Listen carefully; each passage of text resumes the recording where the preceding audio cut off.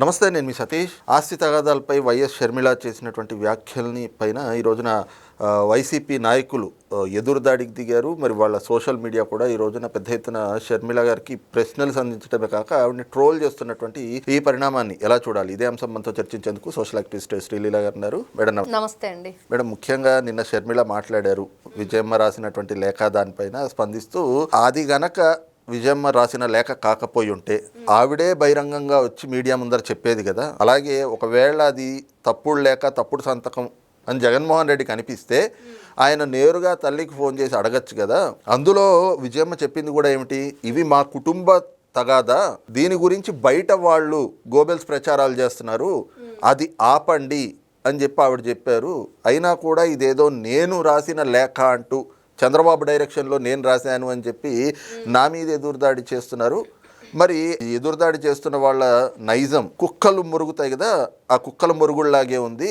ఆ సైతాన్ సైన్యం అంతా నా మీద పడుతున్నారు కాబట్టే నేను స్పందించాల్సి వస్తుంది, లేదంటే నాకు దీని మీద మాట్లాడడం ఇష్టం లేదు అని షర్మిల గారు మాట్లాడారు.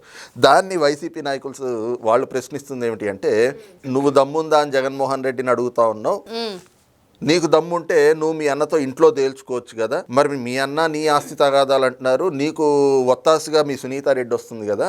మరి ఆమె అలాగే వివేకానంద రెడ్డి గారి రెండో భార్య కొడుకైన షాజహాన్, వాళ్ళిద్దరికీ కూడా ఆస్తులు సమానంగా పంచాలి అని చెప్పి మాట్లాడే దమ్ము నీకుందా అని వాళ్ళు ప్రశ్నిస్తూ ఉన్నారు. ఎలా చూడాలి ఈ పరిణామాలు? ఒకవైపు రాచమల్లు శివప్రసాద్ రెడ్డి, వరూది కళ్యాణి, ఇంకెలా చెప్పుకుంటూ వెళ్తే వైఎస్ జగన్మోహన్ రెడ్డి గారి వాయిస్ని వీళ్ళ వాయిస్ రూపంలో వినిపించడానికి తగా ఆరాటపడిపోతున్నారు. అదే నచ్చట్లేదు వైఎస్ షర్మిలకు కానీ విజయలక్ష్మికి కానీ. ఎందుకంటే ఈ రోజున ఆస్తి ఎవరిదై, అసలు తగవు ఎందుకు పడుతున్నారు అనే విషయాన్ని చూస్తే మనం ఫస్ట్ నుంచి చెప్పుకుంటున్నాం. ఆంధ్ర రాష్ట్ర ప్రజలు దోచుకు తిన్నారు, 2009 వాళ్ళ నాన్నగారు ఉన్నంత వరకు పంపకాలు అవ్వలేదు, పిల్లలు నలుగురికి అన్నాడు అనేది ఆవిడ వాదన. మరి ఇప్పుడు ఆ లేఖ నిజంగా విజయలక్ష్మి రాయకపోతే ఈ రోజున చెప్తుంది కదా, నా కొడుకు మమ్మల్ని మోసం చేశాడు, మేనల్లుండి మేనగోడలని, అదే విషయం చెప్పింది కదా బయటకు వచ్చి. ఈ విషయం చెప్పింది, ఆ విషయం చెప్పలేదా, ఈ లేఖకి నాకు సంబంధం లేదని. అంత తెలివి తక్కువ ఆవిడేం కాదు కదా, క్లియర్గా. మరి ఈ రోజున కూతురు దగ్గరుండి కొడుకు మీద చేస్తున్న పోరాటం. ఇక్కడ విచిత్రం ఏంటంటే అండి, వైఎస్ రాజశేఖర రెడ్డి గారు బొమ్మ పెట్టుకుంటారు, వైఎస్ రాజశేఖర రెడ్డి పార్టీ పేరు పెట్టుకుంటారు,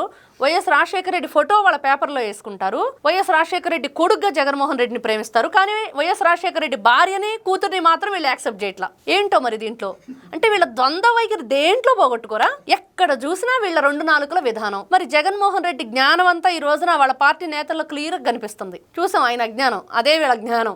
మరి వీళ్ళు ఈ రోజున చూస్తూ ఉంటే వైఎస్ షర్మిల గారి మాటలు కానీ, ఇటు విజయలక్ష్మి గారి లేఖ కానీ, మరి వైఎస్ఆర్సీపీ పార్టీ నేతలు మాట్లాడుతున్నది చంద్రబాబు నాయుడు గారికి ఆపాదించడం. అంటే వీళ్ళకి దగ్గినా తుమ్మినా, వీళ్ళకి జ్వరం వచ్చినా చంద్రబాబు నాయుడే, జగన్మోహన్ రెడ్డికి ఏదైనా చంద్రబాబు నాయుడే. ఇంకా ఆయనకి ఏం పని పాట ఏం లేదు. ఒకవైపు తల ముక్కలైపోతుంది, రాష్ట్రం సర్వనాశనం చేసి జగన్మోహన్ రెడ్డి హాయిగా ఎల్హంక ప్యాలెస్లో కూర్చొని పబ్జీ ఆడుకుంటున్నాడు. మరి ఈ రోజును చూస్తే ఎన్ని రకాలుగా రాష్ట్రాన్ని అభివృద్ధి పదంగా మనం ముందుకు తీసుకెళ్లాలనేది ఒకవైపు అయితే, ఈ రోజున ఆ పైపులు తగలబెట్టడం ఏంటండి, ఎంత ఒళ్ళు కొవ్వెక్కితే చేస్తారు అట్లాంటి పనులు. అంతకుముందు చూసాం మోడీ గారు వచ్చే రోజు కూడా ఏం జరిగిందో. మళ్ళీ అంత తర్వాత కూడా ఇంకోటి జరిగింది యాక్సిడెంట్ ఇలానే. మళ్ళీ ఇది 3rd టైం జరగటం. ఎందుకు ఊరుకుంటుంది కూటమి ప్రభుత్వం? అసలు ఫస్ట్ కూటమి ప్రభుత్వంది తప్పు. ఈ రోజున పిన్నెల్లి రామకృష్ణారెడ్డి ఆ రోజున బయటకు రాగానే, ఎందుకంటే అంత అంగరంగ వైభవంగా వెళ్తుంటే మీరు ఎందుకు వాళ్ళని హౌస్ అరెస్ట్ చేయలేదు, మళ్ళీ ఎందుకు కేసు నమోదు చేయలేదు? ఈ రోజున ఈ పైపులు తగలబెడితే ఎవరిదనేది ఆరాధీయొద్దా? ఈ రోజున వీళ్ళు మాట్లాడితే నారా చంద్రబాబు నాయుడు తీసుకొస్తుంటే పేరు పరువు నష్టం దావా వేయొద్దా వీళ్ళ మీద? ఎందుకు వదిలిపెట్టాలి? అదేమంటే ఆ శివప్రసాద్ రెడ్డి అంటాడు, ధైర్యానికి దమ్ముకి Jaganmohan Reddy care of address అని. నిజమే, ఈ విషయంలో ఒప్పుకోవాలి. అక్రమంగా ఆస్తులు కొట్టేశాడు చూడండి, అక్రమంగా ప్రజల సొమ్ము కొట్టేశాడు చూడండి, ఆ ధైర్యానికి ఒప్పుకోవచ్చు. ఎంత మందిని దాంట్లో చేర్చాడో చూడొచ్చు. వాళ్ళందరూ అరెస్ట్ అయినా కూడా తెలియదు, గుర్తులేదు, మర్చిపోయాని ఒక సాగు చెప్పేసి బయటకు వస్తున్నారు. ఇది వాళ్ళ ధైర్యం. ఎదుటి వాళ్ళని చంపేయటంలో, బాబాయి నరికేయటంలో వాళ్ళ ధైర్యం మామూలుగా కాదనమాట. ఇతరుల జీవితాలను సర్వనాశనం చేయటంలో Jaganmohan Reddy care of address చెప్పుకోవచ్చు. మరి ఈ రోజున మీరు అంటున్నట్లుగా వైఎస్ వివేకానంద రెడ్డి గారి విషయాన్ని తీసుకొద్దాం. అంటే మేము అబాస్పాలైనా పర్లేదు కానీ నాతో పాటు వాడి పొరుగు కూడా పోవాలి, అప్పుడే మేము సంతోషంగా ఉంటాం అనేది వీళ్ళ ఏడుపు క్లియర్గా అర్థమవుతుంది. ఈ రోజున చూస్తే నిజంగా రిలేషన్ ఉందా లేదా, ఆయనకే పుట్టారా లేదా అనేది ఎక్కడ నిర్ధారణ అవ్వలేదుగా. వాళ్ళు వచ్చి ఈ రోజున సునీత గారి మీద ఎటువంటి అబాండాలు వేసి లేకపోతే మాకు హక్కు కావాలని అడగట్లేదుగా. మరి మీకెందుకు బాధ, మీకెందుకు అంత ఇది, వాళ్ళకి లేని బాధ మీకెందుకు? ఈ రోజున వైఎస్ షర్మిల అనే మాటలకి విజయమ్మ లేఖ రాసినకి వీళ్ళకి ముళ్ళ కంపలాగా ఉందన్నమాట. దాని మీద ముళ్ళు మీద కూర్చుంటే ఎలా ఉండిద్దో అలా ఉంది వీళ్ళకి. ఈ రోజున ఏం చేయాలో అర్థం కాక, ఏ విధంగా తప్పించుకోవాలో పాలుపోక, ఇదిగో ఇట్లాంటి వంకలు అనమాట.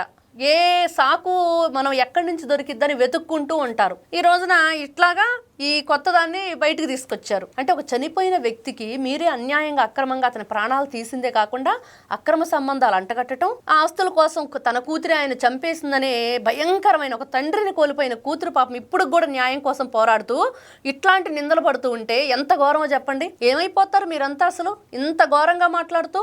నిజంగా మనం పెద్దవాళ్ళు చెప్తారు, ఒరే వీడు పురుగులు పడి చేస్తాడరా ఇట్లాంటి మాటలు మాట్లాడుతున్నాడని. అలా ఉంది వీళ్ళ మాటలు. ఒకవైపు కూటమి ప్రభుత్వం మీద, ఇంకొక వైపు సునీత గారి మీద. అంటే ఈ రోజున మొన్నటి వరకు అనుకున్నాం పవన్ కళ్యాణ్ గారిని, లోకేష్ గారిని, చంద్రబాబు నాయుడు గారిని మాట్లాడుతున్నారు అంటే, కొత్తగా ఈ రోజున షర్మిల గారు, విజయలక్ష్మి గారు, సునీతారెడ్డి గారు వీళ్ళందరూ కూడా స్క్రిప్ట్ అందట్లేదంట, త్వరగా రాసేవాళ్ళు లేరంట, ఎప్పుడు ఎవరి మీద ఎలా విజృంభించాలో అర్థం కావట్లేదంట. నిన్న ఏదైతే అనకాపల్లిలో స్టీల్ ప్లాంట్ శంకుస్థాపన జరిగిందో దానికి కూడా ఇంకా మాదేను ఆ క్రెడిట్ అని బయటకు రాలేదేందా అనుకున్నాం. ఇవాళ వచ్చాడు గుడ్డు అమర్నాథ్, మాదే ఆ క్రెడిట్ అంతా మా జగన్ అన్నదే అని. మరి ఆ గుడ్డు కోడి పిల్ల ఇప్పుడు అయిందేమో, మరి అలానే ఉంది. మరి ఇవన్నీ కూడా ఇంకా ఎందుకు ఆలస్యం అయిందంటే స్క్రిప్ట్ అందట్లేదు. జగన్మోహన్ రెడ్డి గారు కూడా ఎప్పుడు బయటకు వచ్చి మాట్లాడతారంటే పూర్తి స్క్రిప్ట్ రెడీ అయిన తర్వాత. ఇది ఈ రోజున వీళ్ళ చిరాకు వస్తుందండి వినాలంటే.